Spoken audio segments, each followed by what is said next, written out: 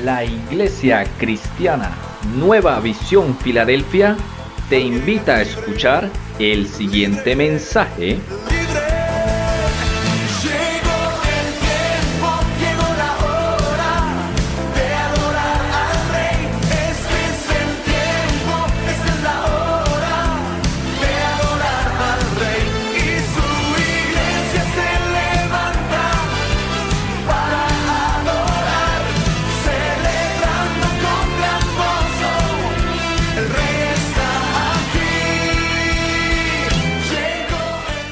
Habla de hambre sobre la tierra. Entonces no es de pasar por alto, por ejemplo, esos grandes incendios que están pasando en este momento en Canadá. Entonces, ¿qué dicen? El cambio, ¿qué? Climático. Antes era el ¿qué? Calentamiento global, pero resulta que caen unos aguaceros tan tremendos que les tocó cambiarle el título, porque ya la gente el cuento no se lo estaba comiendo. Ahora, sí hay cosas que están cambiando y es muy factible que el hombre esté metiendo ahí la mano, como lo que pasó en Hawái, ¿sí? Muy extraño que esas cosas sucedan de la manera que sucedió. Ningún vidrio de un carro derretido, o sea, no hay ningún vidrio partido de los carros. Lo que quiere decir que las cosas ahí se derritieron, ¿sí? Y un vidrio para derretirlo se necesita 1600 grados mínimo, ¿sí? Y lo que ocasiona un incendio forestal paradójico en el mar, sí habían naves quemándose en el mar, cuando el incendio es por acá, pero en el mar habían naves incendiándose, ahí tenemos los videos. Entonces, hermano, no desestimemos todas estas cosas porque se están cumpliendo. Vámonos por favor a 2 de Pedro, capítulo 1, en el versículo 19 al 21, 19 al 21. 2 de Pedro, en el capítulo 1, el versículo 19 al 21 dice: tenemos también la palabra profética más segura, a la cual hacéis bien en estar atentos, como una antorcha que alumbra en lugar oscuro, hasta que el día esclarezca y el lucero de la mañana salga en vuestros corazones. Entendiendo primero esto, que ninguna profecía de la Escritura es de interpretación privada, ¿sí? Ninguna. Nadie tiene la absoluta verdad de decir esto es lo único que quiere decir, nada, ¿sí?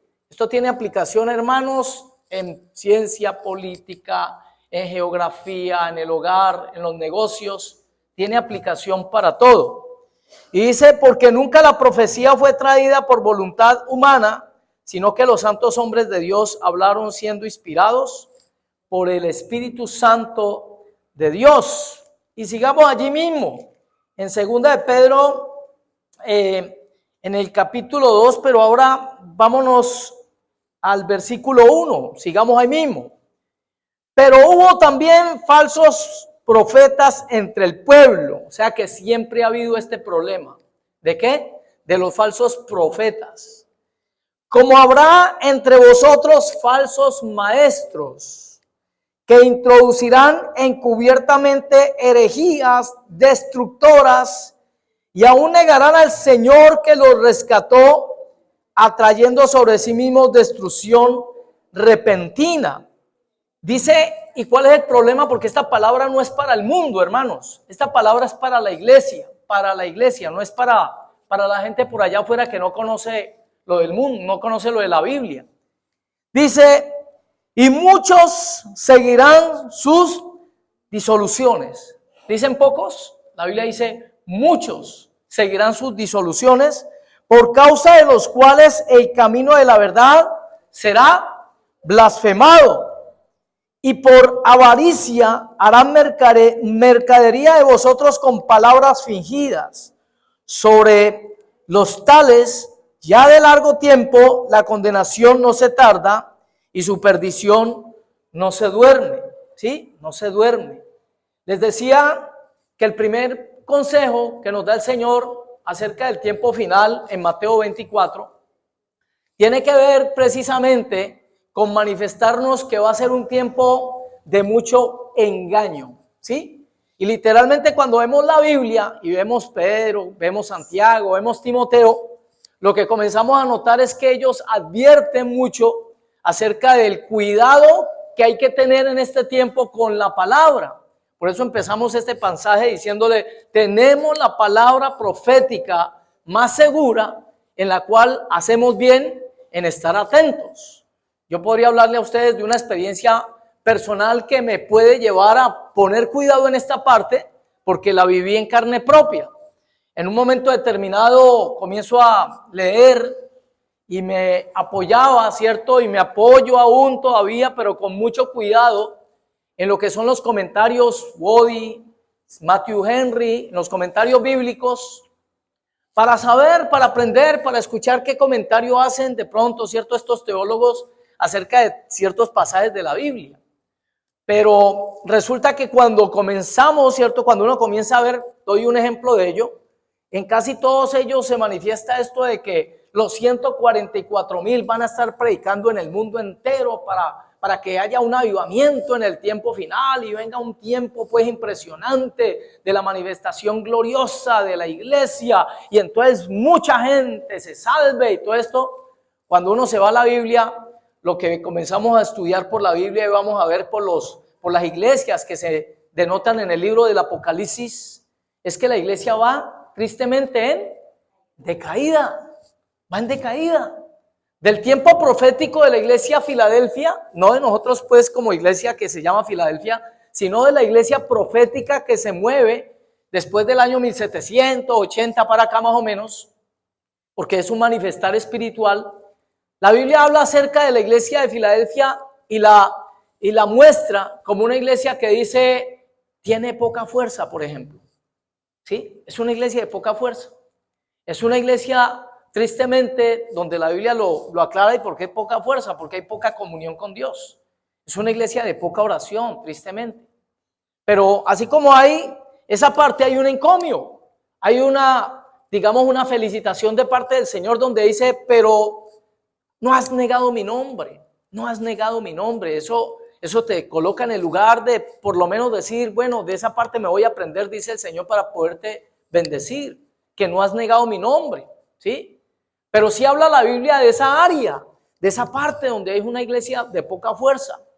Y a la par de la iglesia Filadelfia también se está levantando la iglesia de la Odisea, ¿sí? Y en esa iglesia hay algo que sí es bien delicado. ¿Y qué es? Que esa iglesia, Dios dice en la Escritura, se ha enriquecido.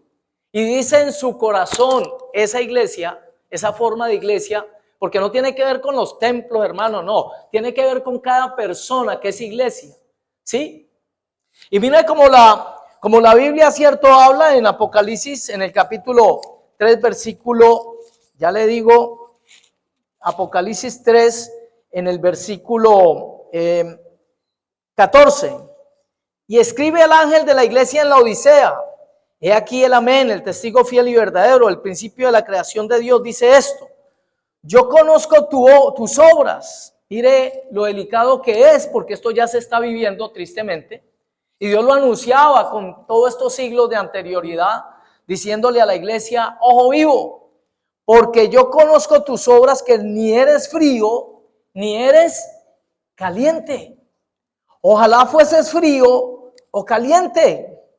Pero por cuanto eres tibio y no frío ni caliente, te vomitaré de mi boca. O sea que está hablando de una iglesia que está siendo parte del cuerpo de Cristo, porque ya está en la boca. Y cuando algo está en la boca ya hace parte de usted, ya lo tiene usted en la boca, ¿cierto? Ya no le falta sino comerlo, tragarlo, ingerirlo. Pero ¿qué sucede? ¿Qué dice la Biblia? Pero por cuanto no eres ni frío ni caliente, ¿sí? Esto del agua tibia en ocasiones se utiliza, inclusive creo que es para que la persona, ¿cierto?, trasboque. Cuando necesitan forzar en la persona pues que trasboque por causa de haber comido algo o le está cayendo algo mal, normalmente lo trabajan de esa manera, ¿sí?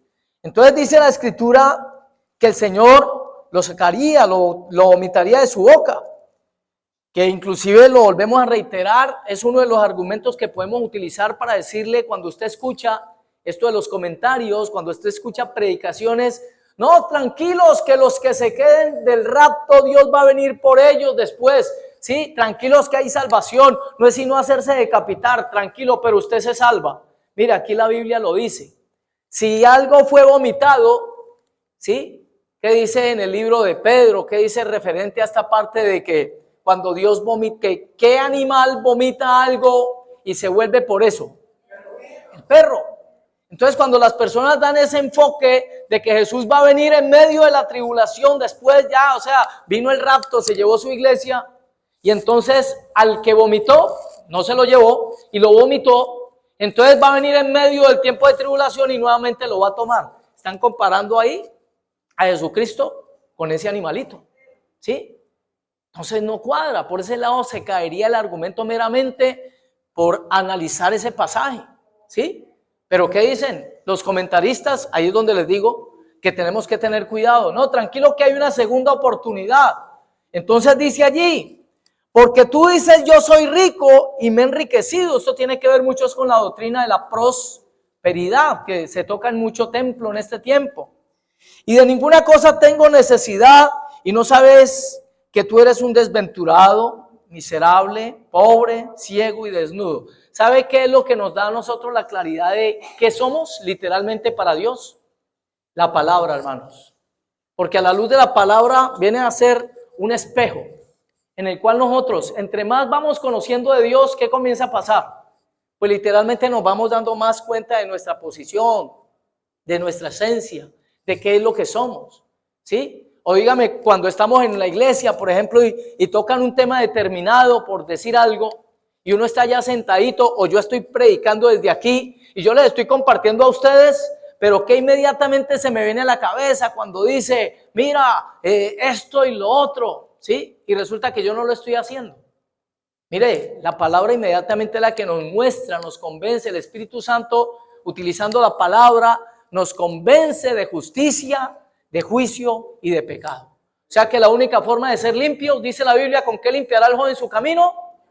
Con la palabra de Dios. Cielo y tierra pasarán, mas mi palabra no pasará. Y a ella debemos de estar atentos porque dice la Biblia que es como una antorcha que se levanta en medio de la oscuridad. Y la oscuridad en que andábamos nos llevaba a esa área. Estábamos en tinieblas porque no teníamos una lámpara. Y la Biblia dice, lámpara es a mis pies tu palabra y lumbrera a mi camino, gloria a Dios. Entonces el inconveniente es que muchos sutilmente no lo han entendido en su casa. Sutilmente ya hace rato están entrando mensajes dañinos. ¿A través de qué? A través de los programas de televisión, a través del internet. Hay cosas que van entrando y lo dijimos alguna vez como una característica especial para estar muy atentos. Ninguno de nosotros quisiera una cañería dentro de la casa, ¿cierto? Ninguno quisiera que pasara una cañería ahí destapada por en medio de la sala. Vea, no, pues es que esa cañería es de la casa de enseguida y pero va para el acueducto. Déjemela ahí, aguántesela ahí que no hay problema. Ninguno aguantaría esos olores o lo que eso traería normalmente como ratas, como animales que pueden salir de esa cañería. Pero resulta que en ocasiones estamos permitiendo que nuestros hijos en la casa vean cosas que no deberían de ver. Inclusive nosotros en ocasiones vemos cosas que no deberíamos de ver. Y que aunque no son una manifestación abierta así de pecado, así pues fronteramente, una mujer desnuda o algo así. No, pero resulta que están en los hogares, en lugares viendo, por ejemplo, peleas. Ahorita hay una cosa que se llama voceo, bueno, no sé cómo llama ese tipo de voceo ahora, pero eso ya es a mano limpia, hermanos. Medite por un momento, por Dios, meditemos. ¿Será que Jesucristo se sentaría a ver eso? Como un tipo por dinero está destruyendo a otro o lo van a destruir a él. Piense por un momento en los hijos de esa persona. ¿Sí? Hay padres que avalan que sus hijos participen en estos deportes y uno dice, Dios mío, no sabe uno como dónde está el corazón, ¿cierto? Porque esto de destruirse a punta de golpes, ganarse, digamos ahí, como una seguridad económica a punta de golpes, sabiendo que el fruto de eso habla. ¿Sí? Si no, preguntémosle al mejor boxeador del mundo, ¿Quién sabe cómo se llamaba? Que decían siempre, ¿sí? Mohamed Ali, porque él se cambia el nombre, ¿sí? Él se volvió musulmán. Entonces, Cassius Clay, y resulta que mire, ahí está caminando con problemas. ¿Por qué? Porque todo eso le afectó el cerebro con el tiempo. Pero permitimos en nuestra casa que entre la basura, que entre, ¿cierto?, ese tipo de mensaje que nos va endureciendo el corazón, por ejemplo, contra esa parte pues de la violencia. Vemos novelas en algunas casas, el mismo nombre lo dice, novelas, ¿sí? Pero ¿qué sucede? En esas novelas se va sembrando esa parte del resentimiento y el odio, y entonces se mira feo y lo mira así, y las personas eso se les va yendo al corazón. Y literalmente la lámpara del cuerpo, ¿qué es? Dice la Biblia, los ojos. Y si lo que hay es tiniebla en nuestro corazón y nuestros ojos ven tinieblas, pues no vamos a estar sino llenos de tinieblas por dentro, hermanos. Y sutilmente se va entrando a nuestros hogares esa parte del odio, del resentimiento. Yo le pregunto, para que usted caiga en cuenta dónde anda nuestro corazón, porque hay veces estamos ya contaminados. Resulta que la sociedad cogió un ladrón, ¿cierto? Un tipo que estaba robando, estaba haciendo algo malo, y la gente misma comienza a ejercer justicia propia. ¿No siente usted aparentemente como un fresquito por dentro? ¿No le parece a algunos de pronto que dicen eso? Que le den duro para que sepa lo que se siente, ¿sí? Mire, en ese momento en que estamos pensando así, literalmente no estamos alineados con Dios, porque literalmente Dios, mis hermanos, dice en la palabra, nuestra lucha no es contra carne ni sangre, sino contra principados, potestades, gobernadores y huestes espirituales de maldad.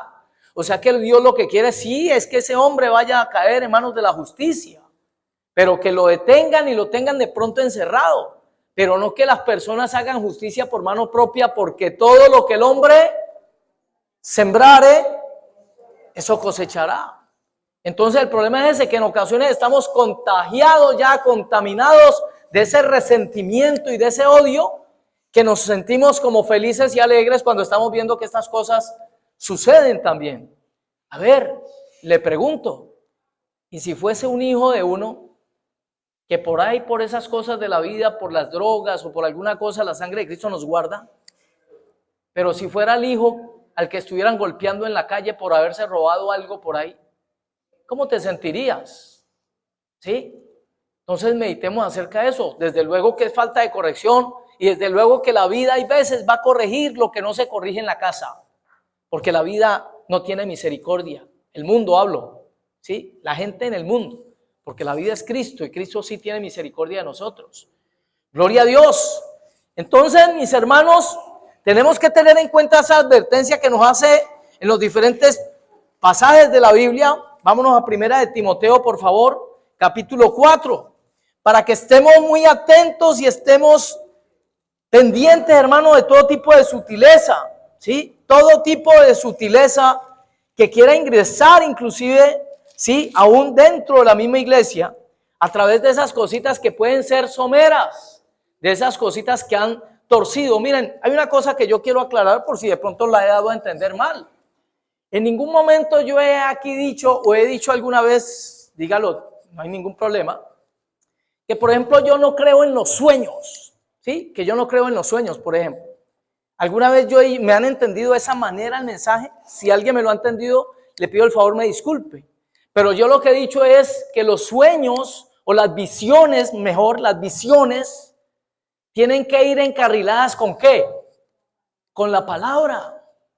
Porque si se sale una visión, por ejemplo, que tenga una persona de Dios, una persona que esté caminando en Dios, si se sale de la palabra, pues hay que poner cuidado, porque entonces no viene del Señor.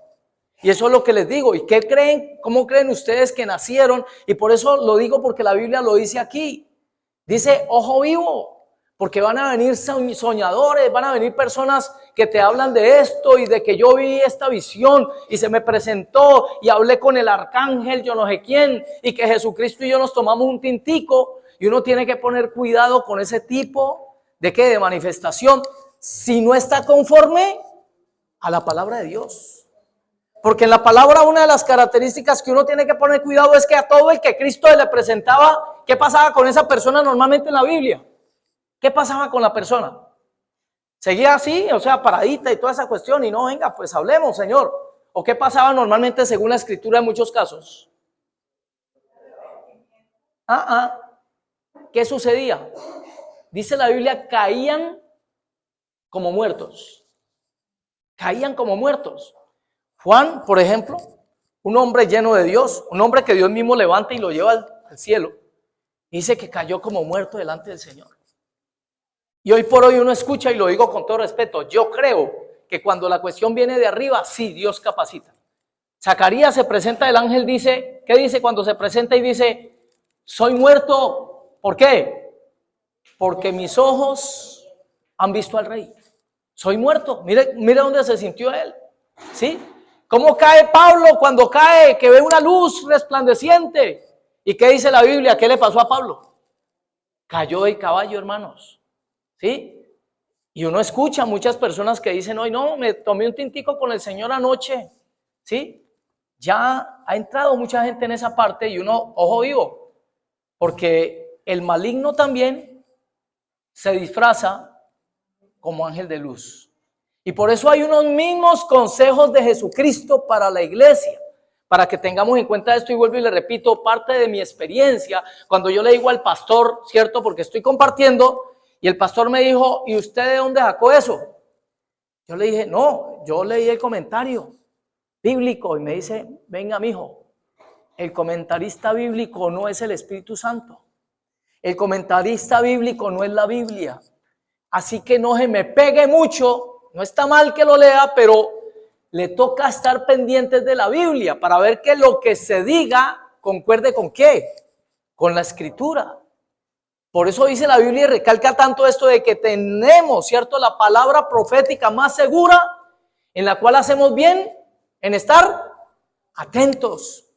Y yo le diría aquí, levante la mano el que no haya entendido en esta iglesia que una de las cosas por las cuales nosotros, por la gracia y misericordia de Dios, intentamos, porque sabemos que vamos a tener algunas fallas desde luego, pero que intentamos estar alineados con la Escritura siempre, donde tenemos celo por la palabra, donde queremos, y por eso de pronto hay veces uno puede pasar como, uy, fastidioso, como ve a ese hombre tan fanático, vean tan radicales en esa iglesia. ¿Por qué?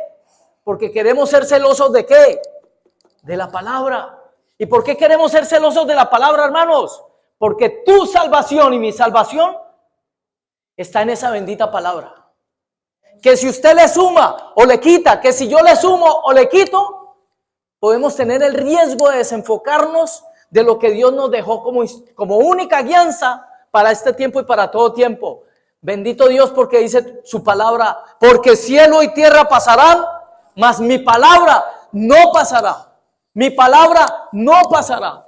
Y en esa palabra es que tenemos que estar atentos antes de pronto querer y analizar o querer y anhelar unas manifestaciones de pronto que nos puedan sacar de lo que dice la Escritura. ¿Por qué? Porque en ocasiones podemos querer luchar, por ejemplo, nuestras batallas con un armamento o como con una, ¿cómo se dice? Lo que se colocó, lo que Saúl le colocó a David. Una armadura diferente a la que tenemos, hermanos. ¿Por qué? Porque escuchamos ¿qué? Experiencias, historias de alguien que te dice, no, y el Señor se me presentaba a mí. Gloria a Dios. Dios lo puede hacer, sí, Él lo puede hacer, pero no lo tome como doctrina, porque si usted o yo lo tomamos como doctrina, yo aquí he dicho o no he dicho alguna vez que he sentido, por ejemplo, que siento que algo me acaricia. Mire, yo le digo, esto no es doctrina, yo siempre lo aclaro, esto es una experiencia personal, pero no lo puedo encarrilar en doctrina, porque si lo encarrilo en doctrina, entonces me estoy metiendo problemas con Dios, porque Él nos dejó la palabra. Es así, no lo va a dejar engañar a usted, no me va a dejar engañar a mí, porque el cielo y la tierra pasarán, pero la palabra de Dios es la que permanece, mi amado, es la que permanece. ¿Y qué nos enseña la Escritura al respecto? ¿Sí? Vámonos por favor para Apocalipsis 1:3, para que seamos celosos de la palabra, que el que hable, dice la Biblia, hable conforme a ¿qué? A la palabra de Dios. Mire, puede nacer de un corazón santo. y de un corazón sano, le voy a decir algo que usted posiblemente ha llegado a anhelar. ¿Sí? Escuche esta partecita que es especial. Algo que usted ha llegado a anhelar y yo también lo he llegado a anhelar. Yo les tengo que decir esto. En algún momento de mi proceso cristiano yo también llegué a anhelar y decir, Señor, yo te quiero ver pero cara a cara.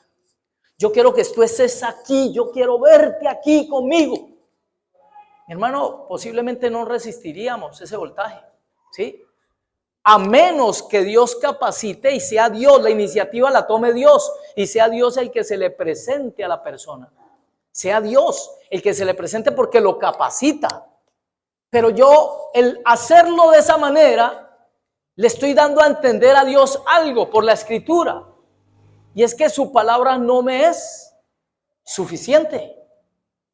Y vamos a ver qué pasaje nos dice el Señor para que entendamos que su palabra nos es suficiente.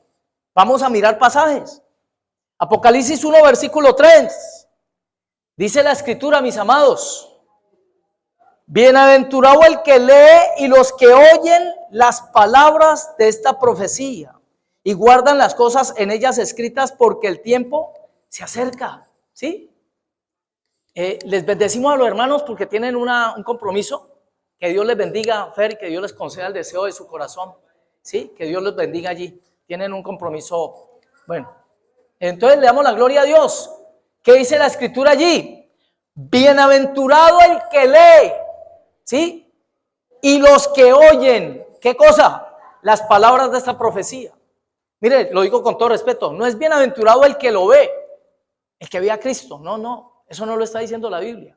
Y esto son palabras de Dios, es palabra de Dios. La revelación, inclusive en el capítulo 1 dice, la revelación de Jesucristo que Dios le dio para manifestar a su siervo las cosas que deben suceder pronto, y las declaró enviándola por medio de su ángel a su siervo Juan. ¿Sí? Con las palabras, con la palabra de Dios nos tendría que ser suficiente. Porque si algo quiere una persona más que la palabra, entonces está en problemas. ¿De qué? ¿Con qué raya eso? Con la incredulidad a la palabra. Ahora no necesito la palabra, ahora necesito es verlo a Él. Y el diablo le dice amén. ¿Por qué? Porque así nacieron sectas. Pregunte qué experiencia tuvo Smith para crear los mormones. Y se va a dar cuenta que él tuvo una experiencia con un ángel que él dice que era Jesucristo. ¿En dónde? En Estados Unidos. Y él dice que ese ángel le entregó unas tablas de oro. Paradójico, porque esas tablas en este momento no se sabe ni dónde están, nada. Pero ¿qué dice él? No, es que se me presentó. Acuérdense de eso, ¿sí?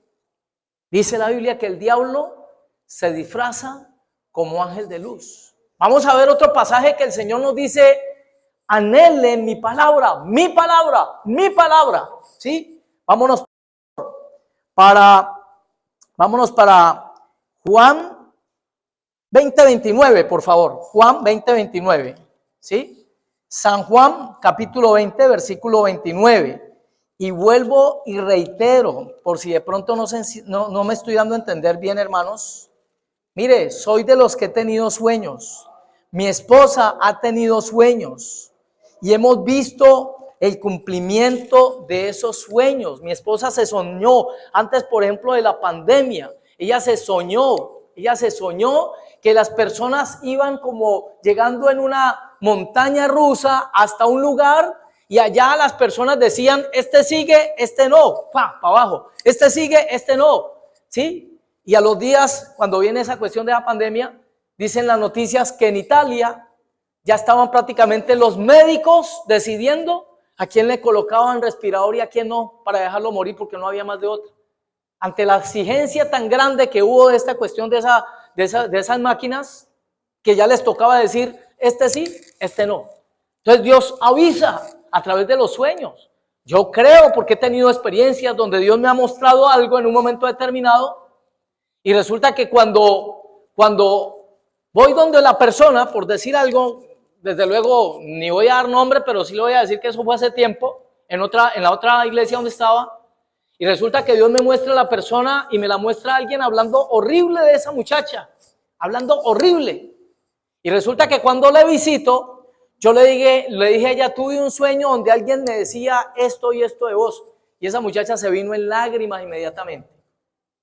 Y me dice, sí, caí en pecado, he estado en pecado desde hace tiempo. ¿Sí? Y no te lo reveló ni carne ni sangre, sino que te lo reveló Dios. Ahora, ¿qué hice con esa información? Porque es que la cuestión es que cuando Dios te muestra algo, tiene un propósito. ¿Cuál es? Hermano, restaurar.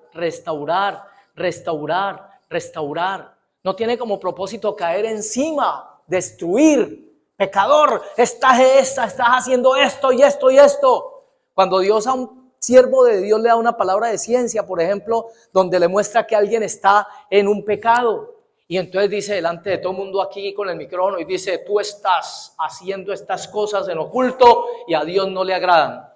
¿Eso será que es la forma en que Dios dice que se hagan las cosas? O si Dios le reveló a la persona, es con el propósito de restaurar, hermano, de restaurar a la persona. Porque en eso consiste lo de Dios, no caerle encima a la persona. Gloria a Dios. Mire lo que dice Juan 20:29 de la Escritura. Dice de la siguiente manera. Dice, estaba aquí en Lucas, una cuadra más adelante. Bueno, leámoslo de aquí del televisor. Jesús le dijo, porque me has visto, Tomás, creíste. Miren lo que aconseja el Señor. Bienaventurados los que no vieron y creyeron. Los que no vieron, ¿pero qué? Por eso la Biblia habla de nosotros, ¿sabe cómo qué? Bienaventurados, hermanos. Es que es impresionante que algo que pasó hace 2000 años, nosotros lo creamos tan fácil, ¿cierto? Por la gracia de Dios, por el Espíritu Santo que nos convence. Pero es impresionante que usted y yo creamos en alguien que no hemos ni siquiera visto. No lo conocemos físicamente. Pero resulta que cuando leemos la Escritura, nos damos cuenta cómo es el Señor. ¿Sí? Entonces, ¿cuál es el consejo de Dios? Más bienaventurados sois cuando cree, por el oír viene la fe, sin ver.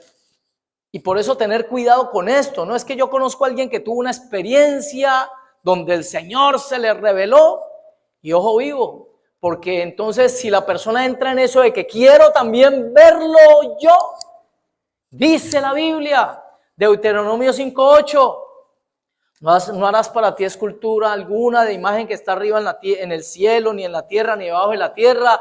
No te inclinarás, no le servirás, porque yo soy Jehová, tu Dios fuerte y celoso, que visito la maldad de los padres sobre los hijos hasta 3 y 4 generaciones. Quien necesita ver para creer, créame que lo que está cambiando es de religión. ¿Por qué? Porque eso no es lo que se hace en la religión católica. ¿No es lo que se hace en la religión católica? Por eso les digo, sutilmente pueden hacer de un corazón de verdad bien intencionado. ¿Quién de nosotros no quisiera estar con Jesucristo ahí, tomarse un tintico con él, cierto? ¿Quién no quisiera? Pero el Señor nos dice, miren, ni siquiera dejó en la Biblia, ¿sí? Una sombrita de pronto de cuánto calzaba, por ejemplo. ¿Sí? El Señor nos dice, sí, cómo era, digamos, en su esencia. Nos habla de su forma, de su esencia, de su sustancia, de sus pensamientos.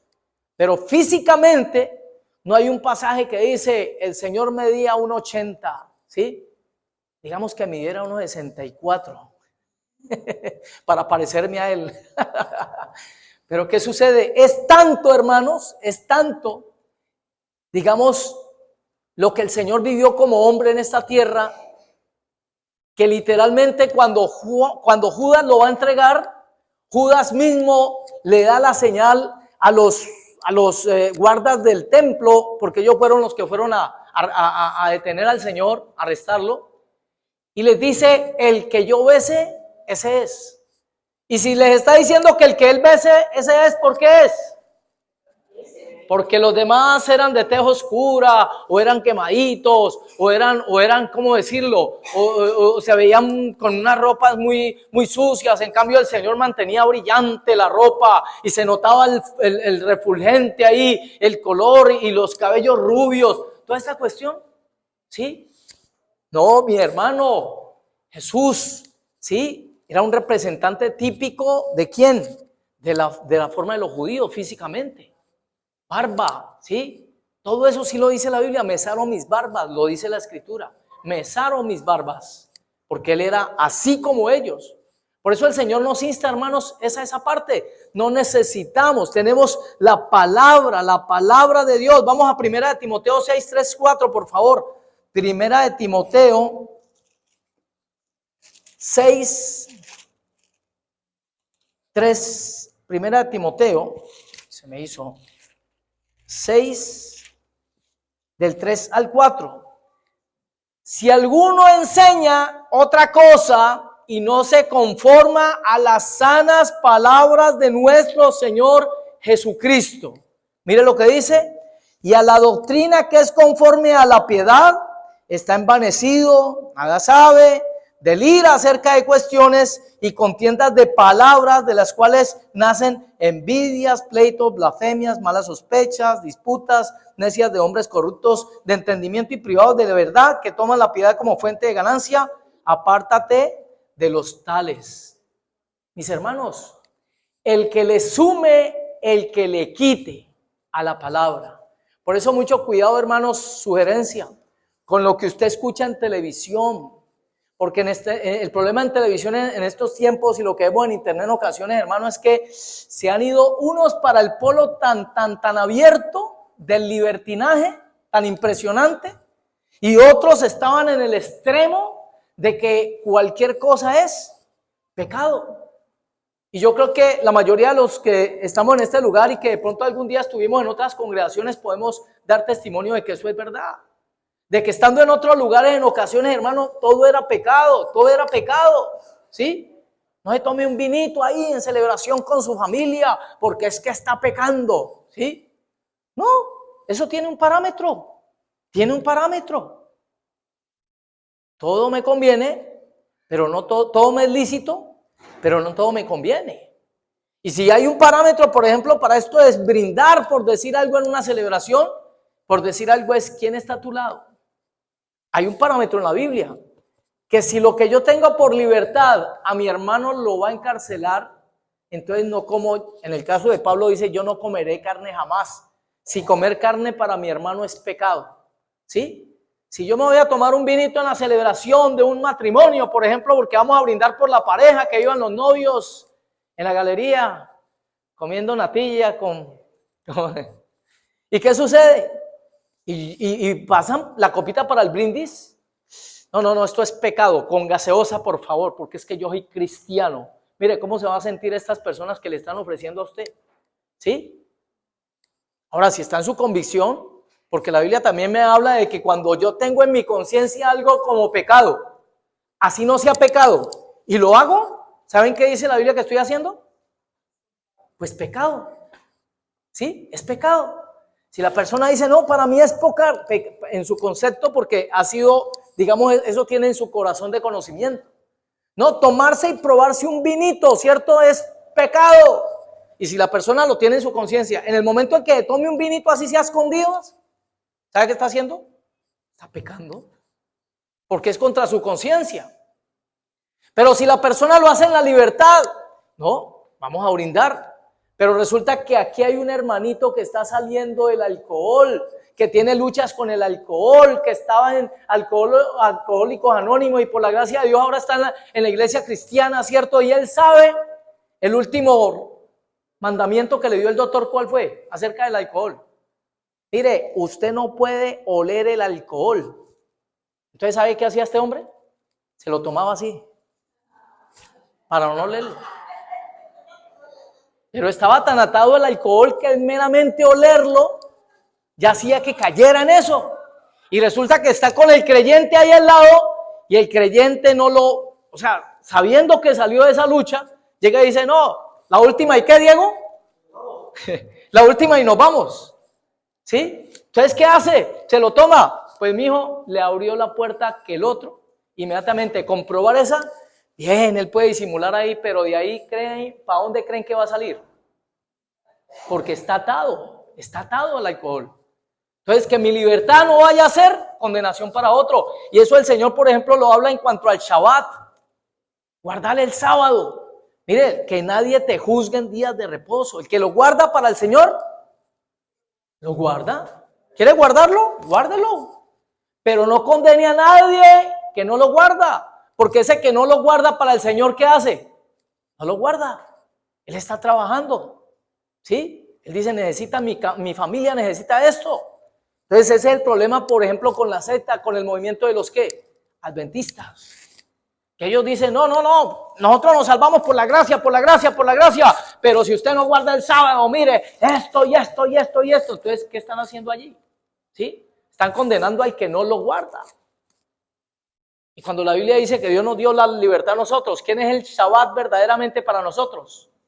Jesucristo es el reposo. Jesucristo dice, yo soy Señor del día de reposo. Yo soy Señor aún del día de reposo. Entonces, el que lo guarda para el Señor, lo guarda. El que no lo guarda para el Señor, está trabajando también. Entonces, por eso lo delicado de lo que escucha la persona por televisión. Porque desde luego se está metiendo mucho, ¿cierto? Esto del extremismo. Hay gente que, no, entonces ya, hermanos, nada es pecado, ¿sí? Hágale, que no hay problema. Dele gusto a su carnita, ¿por qué? Salvos, siempre salvos, ¿sí? ¿Qué doctrina es esa? ¿Ustedes saben cómo llama esa congregación? No, la ministerial de Jesucristo.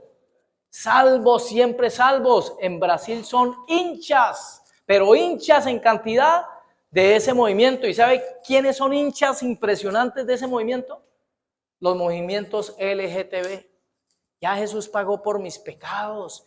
Ya no hay problema, ya está pagada la deuda, ya está pagada.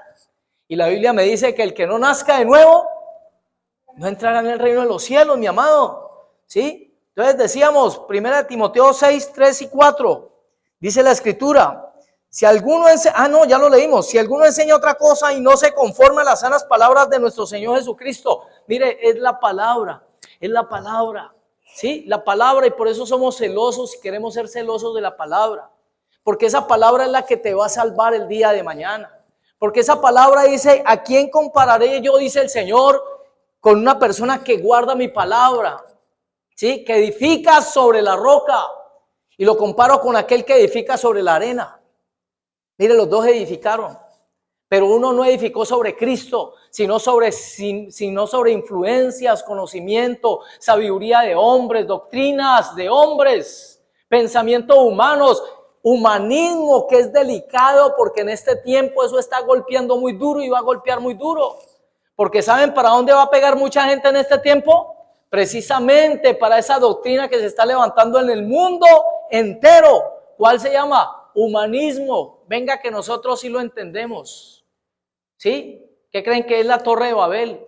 Hagamos un nombre, ya no necesitamos de lo de arriba. Venga, nosotros sí le entendemos. Pare de sufrir, porque nosotros sí lo entendemos. ¿Qué hizo Absalón? Venga, que yo sí los atiendo. Mi papá mantiene ocupado. Mi papá no los entiende a ustedes. Venga, yo sí los entiendo y venga, yo les ayudo. ¿Por qué? Porque todo eso tiene aplicación.